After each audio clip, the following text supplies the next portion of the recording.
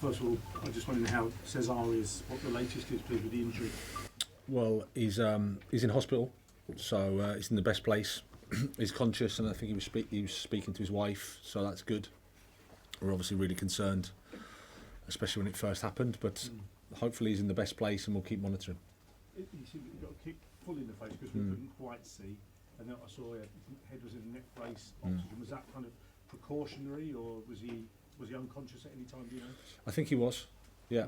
Right. So we have to take all the precautions we need to take now and make sure he's okay. But it was worrying. It was a horrible incident. Yeah, for such a long time for the game to be held up, so it kind of adds to that. Yeah.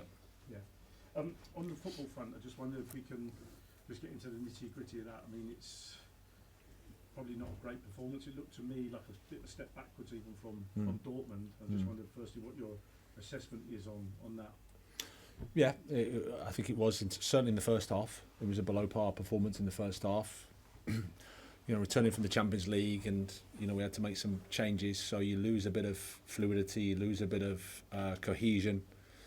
Southampton, set up with a plan and idea. They mixed up the game well with a big target man, and but our performance wasn't what we wanted in the first half. And I take as much responsibility as anybody in that. I thought the response second half was good, and I thought we deserved a goal. We created enough chances, or a good enough chances to score. But when you don't, then obviously it's difficult to win football matches. Okay, Gary, move around and get someone a chance. Jerry? Yeah. David Fofana played the first 45 minutes, but what was the thing of bringing him off at half time? Well, just to use Raheem, really. We wanted to use Raheem in the wide areas, and that was the decision. It was a tricky one for David. I think he had one really good action, so it wasn't necessarily a reflection on him. It was more just tactically to use Raheem. Neil Barnett. Can you just confirm players were injured who weren't in the squad? Reece James, Thiago Silva, Cucurella, Ziyech, Loftus-Cheek, No injuries. No injuries. More just the turnaround of the games and the demand of the games, considering a few of them injuries-wise previously, and certainly with Reece, 2 90s, which is more than we expected at the start of the week. So it was just a case of managing the load and managing the squad. Anybody? It's only a short walk between the press box and here, but I got approached by 2 Chelsea fans separately on my way to here. Negative feedback. One said you had to go. The other said you're the worst manager in this club's history. How would you respond to that kind of criticism, and what would you say to fans like that? Well, after a 1-0 defeat at home, any criticism you get is understandable. I think we've had a tough period, and I think we've had lots of challenges in terms of integrating young players into the Premier League. Whilst results don't go your way, then it can be tough. That's how it is, and I'm sure there'll be people out there that will think I'm the problem. Absolutely, and I understand. I don't think they're right, but I'm not arrogant enough to say that that their opinion isn't worth articulating. My job is to help the team keep working through a tough period. We've had to make some changes today, so in the truth is we took a step back in our performance in the first half. The response in the second half was good, but it wasn't good enough. Jacob Steinberg.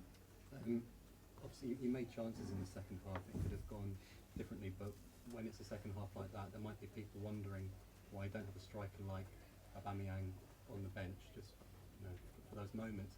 I mean, you've said that he's shown great attitude, trained well since being left out of the Champions League squad. So, what is it that he's not doing to get involved on a day like this when you make so many changes? What's he have to do? Well, I would say keep doing what he's been doing. We made a decision to give David the opportunity, and you've still got Kai and Raheem coming on. I thought they impacted the game well, but obviously when you don't score, we've created some chances recently, but when you don't score, I understand the question. Okay, we'll do one more, and then we're going to do a Sundays, Andy Dillon, and then we'll finish there. Graham, inevitably with Chelsea, it's always everything's highlighted, so you lose with a performance like this, and there's a lot of conspiracy theories. It's taken a long time for you to come in today. Has there been a big kind of inquest in the dressing room? I don't know if it's logistical, do you still think you're the man for the job? Have you spoken to the owners, or do you expect some sort of feedback from them over the way things are going? There's absolutely no conspiracy, Andy. Sorry, I can't give you that. It's just there's a lot of media, and I think my colleague has done the media before me, so it's as simple as that. I always come in and speak to you guys. I understand the questions, and I'm not going to, when we've lost 1-0 at home to Southampton, with the greatest respect to them, it isn't good enough because of the results we've had recently. Absolutely. Like I said, first half is as much my responsibility as anybody's, so the performance wasn't good. I thought the second half performance was better, and I thought we deserved to score. I think if you score, then the game changes around, but at the same time, 1-0 isn't good, and we're disappointed with that. Okay, we're going to leave